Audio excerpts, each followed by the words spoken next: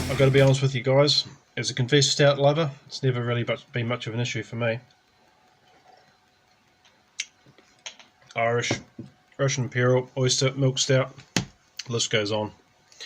In a world of New England IPAs, hazy IPAs, and a new emerging brewed IPA craze, darker beers such as stouts and porters are pretty much left in the shadows. While stout has the perception of being rich with heavy mouthfeel, this is not a blanket description of the style. With the popularity of black IPA, this common myth has been blown out of the water.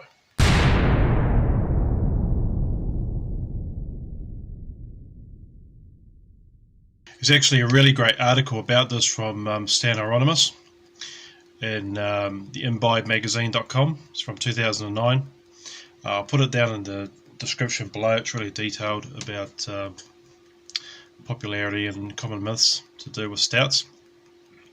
So if you're looking to transgress into the world of darker beers for the first time, or just looking for the perfect stout to buy or to brew, you've come to the right place.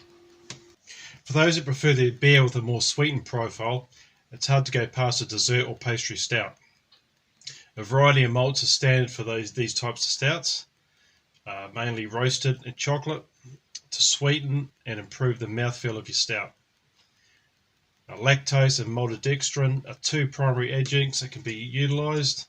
Lactose will make things sweeter and offer you a larger, smoother mouthfeel. If you're anything like me, you're constantly looking to improve mouthfeel and body. Well, maltodextrin can be applied. It can also be employed to assist in enhancing head retention.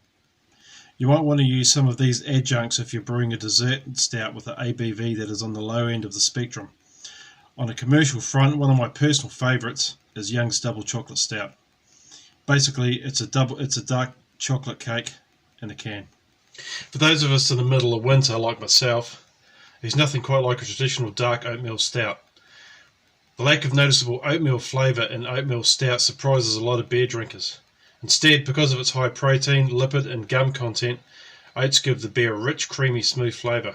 These variants of stout beer are typically brewed using British or American pale malt. And of course, oats, which comprises roughly 10% of the final grain bill. Typical oatmeal stout recipes comprise of traditional English bittering hops, Fuggles, East Kent Goldings, etc.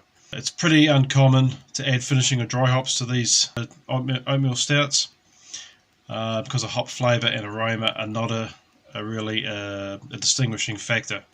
Instead, use an adequate amount of boiling hops to appropriately balance the beer. I don't know about you guys, but when I think of Irish stout, I automatically think of Guinness. Not all that hard to believe when you think how long the St James Gate brewery's been in business. Although Guinness is the most popular Irish stout in terms of consumption, when it comes to overall popularity, it barely gets a mention. With Bell's Kalamazoo Stout from Michigan claiming the #1 spot. If, however, you are a die-hard Guinness lover, but looking to broaden your horizons, check out the 2021 Irish Post article by Jack Beresford, who explores 5 iconic alternatives. Okay, so now we explore the Russian Imperial Stout style beers. Imperial Stout is a robust dark beer in the style that was created in the 18th century by Thrale's Anchor Brewery in London for export to the court of Catherine of Russia. Catherine the Great of Russia, I guess they called her. I don't know. I'm not a historian. Well, I am. It's also referred to as a Russian Imperial Stout. Typically higher in alcohol than other stout varieties, Russian Imperial Stout has a flavour profile that it takes some getting used to. With very strong flavour profile, it is a robust dark ale. It has a pronounced alcohol presence and is roasted, fruity and bittersweet. The flavours of dark fruit combined with roasted, burnt or nearly tar-like tastes. Similar to a black barley wine and with all the flavours present, some of the more popular commercial Russian Imperial Stout available are from the Surly Brewing Company. It's their Darkness 2006, which comprises of chocolate and cherry and coffee notes. From Stone Brewery, we've got their Imperial Russian Stout, which has a jet black pour with rich roasted malted aroma, with dark chocolate, licorice and molasses notes. And finally, a personal fave from the Moa Brewing Company.